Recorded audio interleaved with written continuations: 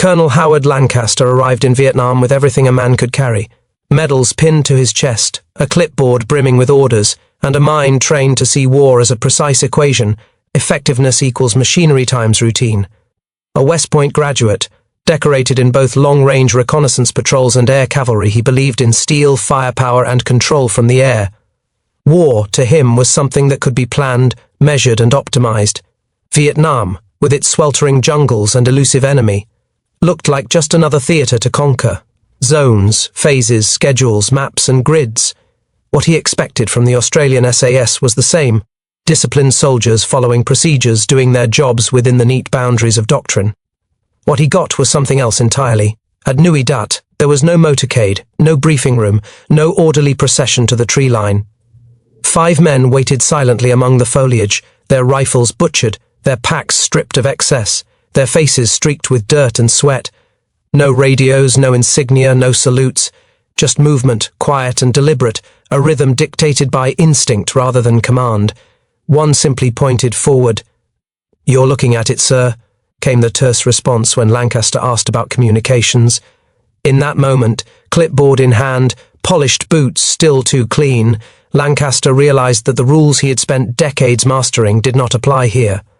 He was the outsider now, a man tethered to systems and routines, following 5 shadows into a jungle that didn't care about rank, medals, or doctrine. For the next 4 days, his entire understanding of warfare control and efficiency would be dismantled. Not by enemy fire, not by chaos, but by men who had rewritten the rules of survival in the green silence of the Vietnamese bush. Colonel Lancaster's reputation preceded him. He was a man of precision, of schedules and doctrine, a veteran whose experience spanned the long, cold forests of Germany to the humid chaos of Vietnam's early battles. Every medal on his chest represented not just service, but mastery. LRRP operations executed flawlessly, air cavalry insertions observed with surgical exactness. To him, war was a machine, and he was trained to understand its every gear. The jungle, he thought, would be just another system to decode. Landing at Nui Dat, he expected to be greeted with fanfare, a briefing room, charts, maps, a detailed rundown of the patrol he was about to observe. Instead, he found a simple RAF transport officer who said nothing but, "They're waiting for you in the tree line." No vehicles, no radios, no orderly procession, just trees, vines, and the oppressive green of the Vietnamese bush. Lancaster adjusted his polished boots, tightened the straps of his sidearm, and stepped forward with the crispness of a man trained to command. The first sight of the Australian SAS patrol was enough to unsettle even him. 5 men unshaven, faces streaked with mud and camouflage, stripped of insignia and unnecessary gear, moving silently through the undergrowth. One had sawed the barrel of his L1, A1 nearly in half, another carried no radio, no helmet, no map. When Lancaster asked about communications, the tallest simply replied, "You're looking at it, sir." Every step into the jungle challenged his understanding. The SAS moved like extensions of the forest itself, reading its subtleties: broken ferns, shifts in insect patterns, birds falling silent.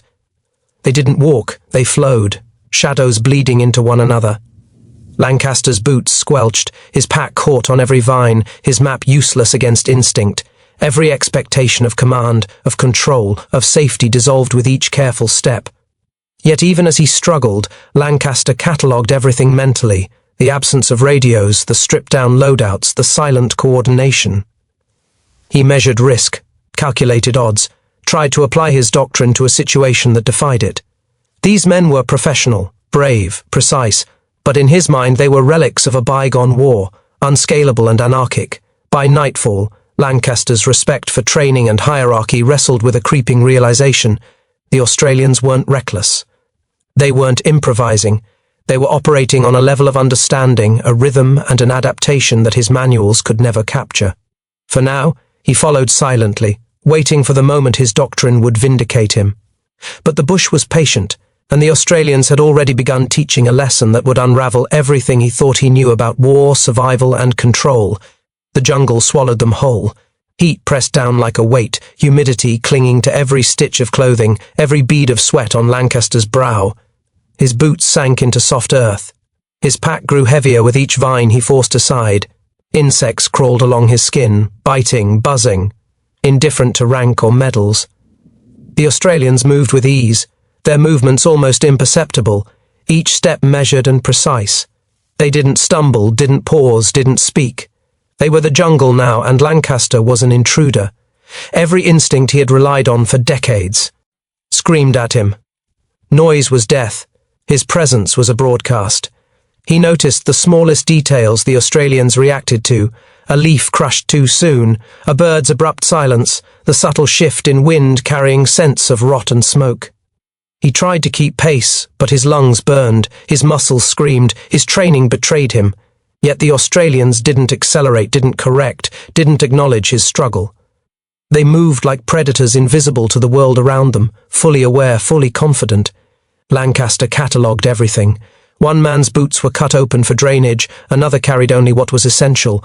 Rifles wrapped in tape, ammunition minimal, no grenades dangling from belts, no maps, no radio calls, no fallback positions. To Lancaster, it was madness, an operational nightmare. Yet somehow the system held. Every action had purpose, every silence was a command. By the second day the jungle had begun to invade him, inside his clothes, into his lungs, under his skin. Time lost meaning. It was measured not in hours, but in heartbeats, pauses between sounds and the weight of exertion. Every misstep drew silent correction, every noise a reminder of his status as a liability. When he slipped on a route, the patrol froze, not in panic but in acknowledgement of a breach of rhythm. No hands reached to help him, no words were spoken. The lesson was clear: this was their world and he was learning its rules. Then came the first encounter. Shadows in the distance, figures in green, cigarettes glowing faintly in the dim undergrowth. A small NVA unit, relaxed, unaware. The Americans would have called in air support, coordinated artillery, drawn lines on a map. The Australians. They moved silently, dissolving into the foliage, circling wide, controlling the environment without firing a shot. Lancaster's pulse raced. His mind catalogued risks, probabilities, failures. The patrol acted with calm precision. They neutralized threats without noise, without chaos, without leaving a trace.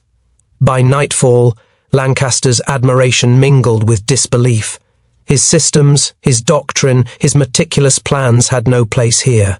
The Australians were rewriting the rules, teaching him lessons he didn't know he needed. Every step forward, every silent movement, every calculated pause chipped away at his certainty. By the third day, Lancaster no longer tried to impose his methods. The jungle dictated rhythm, the Australians dictated survival, and he was forced to surrender to both. Each moment of observation etched a new understanding into him. War was not always won with firepower and hierarchy. Sometimes it was mastered with silence, patience, and instinct. The moment arrived without warning. A subtle shift in the jungle. Birds fell silent. The distant hum of insects paused, and the air carried a faint, sour trace of smoke. Lancaster froze, straining to see what his senses had yet to catch. The Australians didn't flinch. Wills, the patrol leader, raised a single finger, pointing toward the canopy. No words, no orders, just the quiet command that spoke louder than any shouted instruction. Ahead, a small NVA unit emerged. 6 or 7 men gathered near a game trail, chatting, smoking, unaware. Lancaster's mind raced, coordinates, calls for artillery, air support, the doctrines he had relied on for decades. But the Australians didn't react with force. They flowed into position, dissolving into the jungle like shadows, every movement calculated, precise and unseen. Lancaster's pulse quickened. Every fibre of his training screamed for engagement, yet these men operated on an entirely different plane. Seconds stretched. Then, with surgical precision, the Australians struck. 3 shots rang out, spaced deliberately, final, each a silent punctuation in the quiet world of the jungle. No chaos, no panic, no spray of bullets. One by one, the NVA soldiers fell, neutralized without a trace of disorder. Lancaster watched, stunned. His entire doctrine of warfare, firepower, backup, extraction, radios crumbled before his eyes. The SAS did not fight, they removed, they controlled, they disappeared. Wills knelt by one of the bodies, checking a weapon, covering it with leaves. No looting, no trophies, no celebration. The patrol reassembled silently, moving on as if nothing had happened. Lancaster's mind struggled to process the efficiency, the intent, the philosophy behind it. This was war unmeasured by maps, grids, or numbers. War as a living, breathing thing, controlled not by command posts but by instinct and observation. For the first time in his career, Lancaster felt irrelevant. His tools, his systems, his meticulous planning, they were unnecessary here. These men required nothing from him, nothing from anyone. Every ounce of gear, every movement, every silent glance was a choice, a responsibility assumed individually rather than imposed by hierarchy. As the patrol continued, Lancaster's understanding deepened. The jungle was no longer background, it was the battlefield, the teacher, the arbiter. The Australians didn't need to dominate. They needed only to exist in harmony with their environment, to read its signals, to act with patience and precision, and in doing so, they achieved more than armies of men operating under doctrine could hope to accomplish. By the end of the encounter, Lancaster's disbelief had transformed into awe. He realized that what he had witnessed was not reckless improvisation but mastery. The Australians had rewritten the rules of war, teaching him that survival and victory were not always loud, not always visible, and not always dependent on overwhelming force. The jungle swallowed them once more, leave Lancaster to follow in quiet reverence, boots caked with mud, mind forever changed by the lesson he had been forced to learn. Sometimes, the most powerful soldiers are the ones who can disappear entirely, leaving the world unaware of their presence, and still bend it to their will. Colonel Lancaster trudged behind the Australians, each step heavier than the last, not from fatigue alone but from the weight of realization settling in his chest. The jungle, once just terrain to be mastered, was now an active participant in every decision, every rustle, every shifting shadow, every pause in the wind carried meaning. The 5 men ahead didn't need maps, radios, or reinforcements. They needed only themselves, and the jungle, which they seemed to command without ever asserting dominance. He reflected on his expectations before the patrol. He had imagined chaos in the field, men flailing without command, helicopters circling overhead, radios crackling, the air thick with smoke and orders. Instead, he had seen something altogether different, silent control, subtle observation and patience, so precise it bordered on prescience. Every gesture, every movement of the Australians was deliberate. They weren't reacting, they were anticipating. Every environmental cue, every sound, every shift in the forest informed their choices, and they acted in perfect harmony with it. Lancaster tried to catalogue it, to fit it into his doctrine-driven mind. He noted the absence of conventional safety nets, no medevac, no artillery coverage, no extraction plan. And yet, the patrol moved with confidence that transcended his understanding. Each man was a node in a network not of radios or machines but of instinct, experience, and absolute trust in one another. They didn't rely on command. They relied on awareness, anticipation, and flawless execution. The contrast was stark. For decades he had been trained to measure success in firepower, numbers, and coordination. Here, the metrics were invisible. Impact without visibility, victory without a single trace left behind. He realized that the Australians' mission was never about confrontation. It was about presence, patience, and, when necessary, disappearance.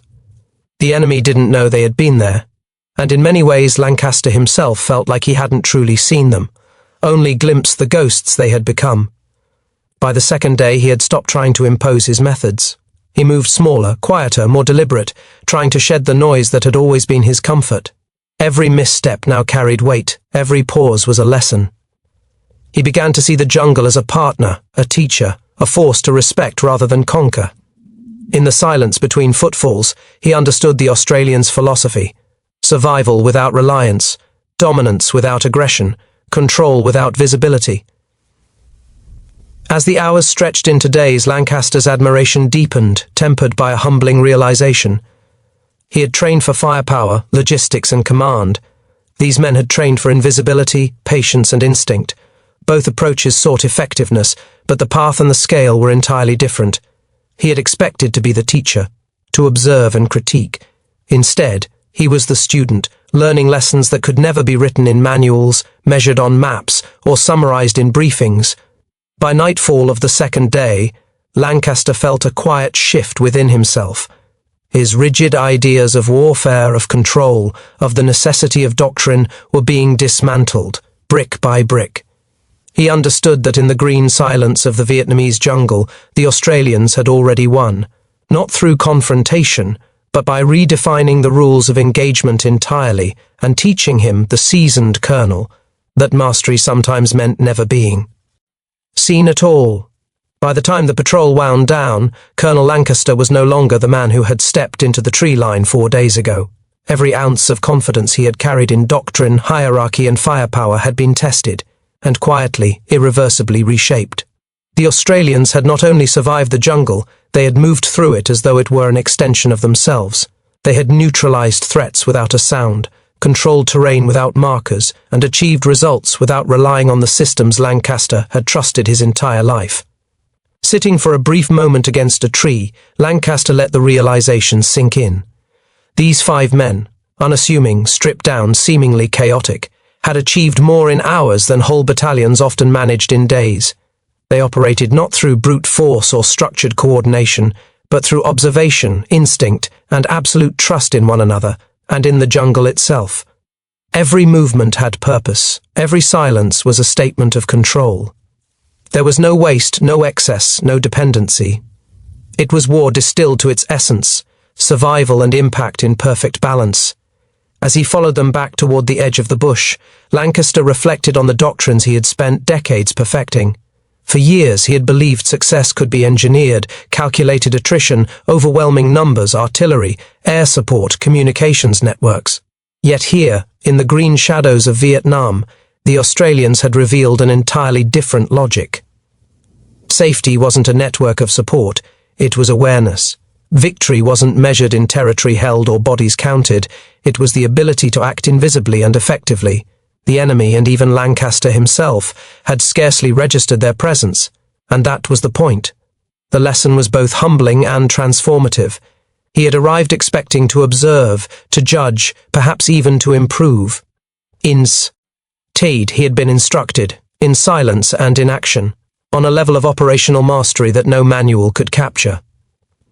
Doctrine was important, yes, but it could never replace instinct, adaptability, and the courage to abandon certainty when the environment demanded it. Lancaster understood now that what he had seen was not a flaw in the Australians' approach, but its strength. They had turned survival into a personal responsibility, war into an art of invisibility, and efficiency into instinct. When the patrol finally emerged from the jungle, the colonel noticed something profound. The world outside the trees, with its maps, pins, and schedules, felt irrelevant. The SAS had operated in a theatre invisible to conventional metrics, yet their impact had been decisive. No reports, no call-ins, no air support. They had moved, neutralized threats, and disappeared, leaving no trace of themselves behind. It was a victory measured not in noise or destruction, but in control, patience, and mastery of the unseen. By the time Lancaster returned to Nui Dat, he knew he could never view war, or soldiers, the same way again. His manuals, his schedules, his meticulously charted grids, they were no longer the ultimate authority. He had witnessed a form of warfare that transcended numbers, firepower, and doctrine. The Australians had shown him that mastery could be quiet, invisible, and deadly effective. And in that revelation, Lancaster found a new understanding of what it meant to lead, to survive, and to fight in a world that often defied calculation. The final morning of the patrol arrived with a muted light filtering through the trees, the rain having held off just long enough for the jungle to glisten in quiet brilliance. Colonel Lancaster, boots torn, pack soaked, and chest still heavy with lessons learned, moved with the 5 Australians toward a ridgeline. Their formation was unchan. Jed, silent as shadows, each man alert, each step measured. No words were exchanged, no signals given, just the rhythm of predators in their element. Lancaster had long since abandoned his need for control, but one question still lingered, gnawing at the edge of his mind. "What's the extraction plan?" he asked, voice low, careful not to disrupt the fragile balance around him. It was a standard query, protocol drilled into every officer, chopper coordinates, rally points, fallback positions, artillery coverage. The answer came not with hesitation but with absolute clarity. "We walk," Will said flatly, without looking back. Lancaster stopped. His mind reeled. There was no extraction, no rescue, no medevac, no air support waiting like a safety net. This wasn't bravado, it wasn't recklessness, it was doctrine, philosophy, survival distilled into 4 words. They didn't count on failure, because they had designed themselves never to fail. Every ounce of gear, every movement, every sound, or lack of it, was chosen deliberately to avoid detection and maximize control. As they advanced, Lancaster watched the mechanics of their method in motion. A branch snapped lightly beneath a boot. One soldier corrected a misstep without pause. A faint whistle of wind carried a scent he could barely recognize, and Wills adjusted their path imperceptibly. Not a word, not a hand signal, just instinct and observation. The enemy, if present, would never know they had passed. Minutes stretched like hours. The jungle seemed alive, responding to the Australians' presence rather than the other way around. Lancaster realized that every principle he had relied on, overwhelming numbers, artillery, firepower, structured command, was irrelevant here. The SAS didn't need dominance. They needed invisibility. They didn't need to fight. They needed to exist in perfect harmony with their environment, ready to act. Only when the situation demanded precision, patience, and control, then came the final silent test. A patrol of enemy soldiers emerged along a ridgeline unsuspecting. Lancaster's heartbeat accelerated. He expected chaos, gunfire, and calls for support. The Australians, they didn't react. They adjusted their approach, weaving through the terrain without being seen, controlling every angle, observing every movement. Within minutes, the enemy had vanished from the equation, not killed, not engaged, simply neutralized by invisibility, awareness, and patience. Lancaster watched, awestruck, as the jungle swallowed the 5 men once more, leaving no trace, no footprint, no evidence. In that moment, Lancaster understood the full magnitude of what he had witnessed. These men didn't need permission, support, or validation. Their victory was in the silence, in the discipline of invisibility, in the mastery of the environment itself. And for the first time, Lancaster felt the true weight of irrelevance, not as failure, but as revelation. The war he had known, planned, and trained for was only one form of combat. Here, in the green shadows of Vietnam, he had glimpsed another, a form that left no trace, no chaos, and yet achieved far more than doctrine ever could. Back at Nui Dat, the world felt different. Maps still lined the walls, pins marked objectives, grids crisscrossed the terrain, but they no longer held meaning for Colonel Lancaster.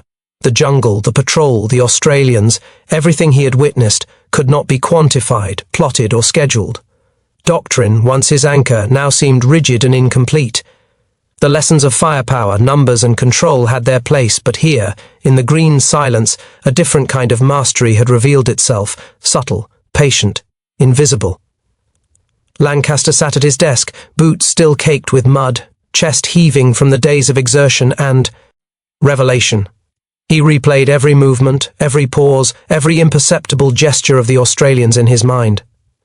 They had taught him, without instruction, that victory was not always loud, that impact was not measured by destruction or territory, and that survival could be crafted from instinct and awareness rather than orders and support.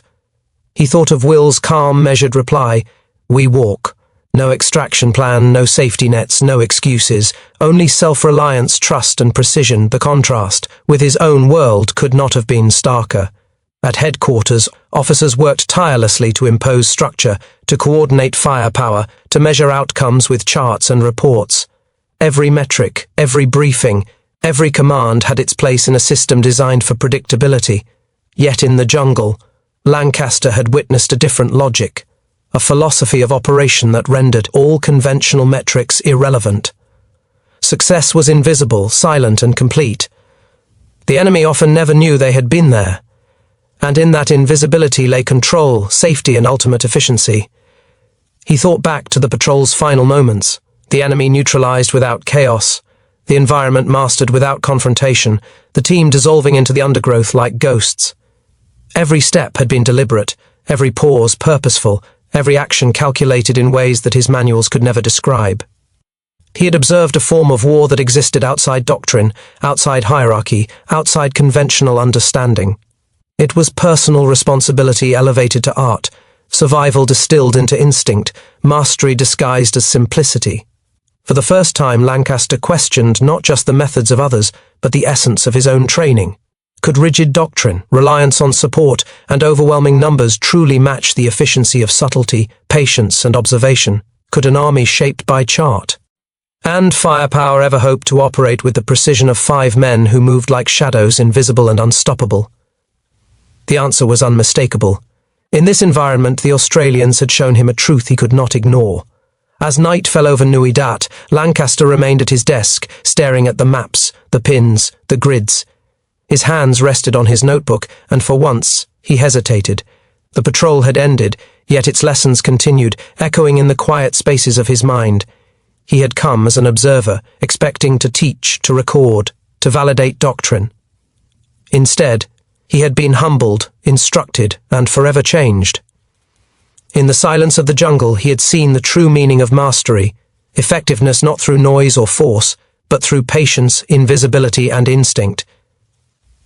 Back at headquarters, Colonel Lancaster faced the final formality, the after-action report. Normally, this would be a meticulous accounting. Enemy strength encountered, casualties inflicted, ammunition expended, lessons learned. He stared at the blank form, the pen poised, yet the usual metrics felt hollow. How could he measure what he had witnessed? How could he fit into boxes and numbers the lessons of men who operated outside doctrine, invisible and lethal? He wrote only one thing under remarks. I witnessed 5 Australian soldiers do more in 4 hours than some of my battalions achieve in a week. They required no support, issued no commands, and asked for no assistance. They did not request extraction because they never expected failure.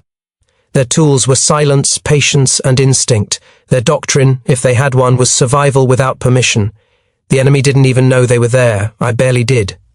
Lancaster sat back, the weight of realization settling deep in his chest.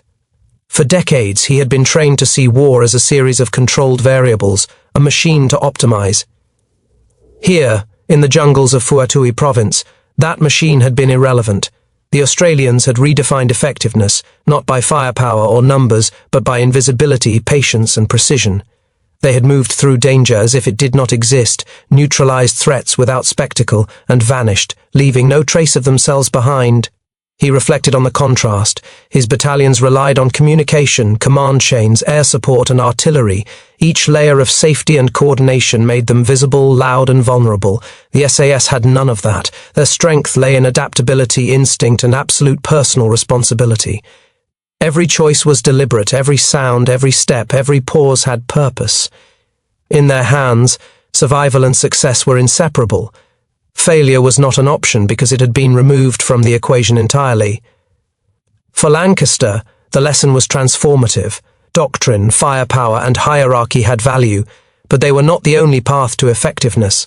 The Australians had shown him a way of operating that transcended conventional measures, a philosophy where impact left no footprint, where influence could be exerted without detection, and where mastery meant merging with the environment rather than dominating it. As he closed his notebook, Lancaster looked at his boots, still caked with jungle mud, and at his sidearm, which he had never drawn during the entire patrol. He whispered to no one, a private acknowledgement of what he had learned. We train to win with firepower. They win by never being seen. That night, the maps on the walls of headquarters no longer commanded him. The jungle, the patrol, and the Australians' philosophy had left an indelible mark. Lancaster understood now that war could be quiet, invisible, and precise. He had witnessed a mastery beyond doctrine, and the realization would shape every decision, every judgment, and every perspective he held about combat for the rest of his life. Days later, Colonel Lancaster sat alone in his office, the cacophony of headquarters muted by his thoughts. The patrol had ended, the Australians had vanished into the jungle, and yet their presence lingered in his mind like a ghost. Every map, every chart, every scheduled operation now seemed limited, rigid, incomplete. He had witnessed a form of warfare that could not be measured by pins, grids, or reports, a war of shadows, patience, and instinct. He thought of the men he had followed, wills, lean and precise, moving without noise, the others, disappearing into the foliage like extensions of the forest itself. No radios, no backup, no extraction plan. And yet, in their silence, in their invisibility, they had exercised control and achieved results beyond any conventional metric. The enemy had been neutralized, the mission accomplished, and not a trace left behind. Lancaster understood something fundamental now. Mastery in war was not always about firepower, numbers, or doctrine. Sometimes it was about patience, awareness, and the ability to disappear completely while shaping outcomes unseen. The Australians had redefined what it meant to be effective, teaching him lessons that no manual, no training exercise, no medal could convey. He looked down at his boots, caked with mud from the patrol, and at his sidearm, untouched during the 4 days in the jungle. A quiet smile touched his lips. He had arrived in Vietnam expecting to observe, to instruct, perhaps to validate doctrine. Instead, he had been transformed, humbled, and educated in a way only the jungle and 5 extraordinary men could achieve. Colonel Lancaster Finn. Ali understood. In the green silence of Vietnam, victory belonged not to those who shouted the loudest or commanded the most, but to those who moved unseen, untouched, and unstoppable. Those who mastered the art of never being seen.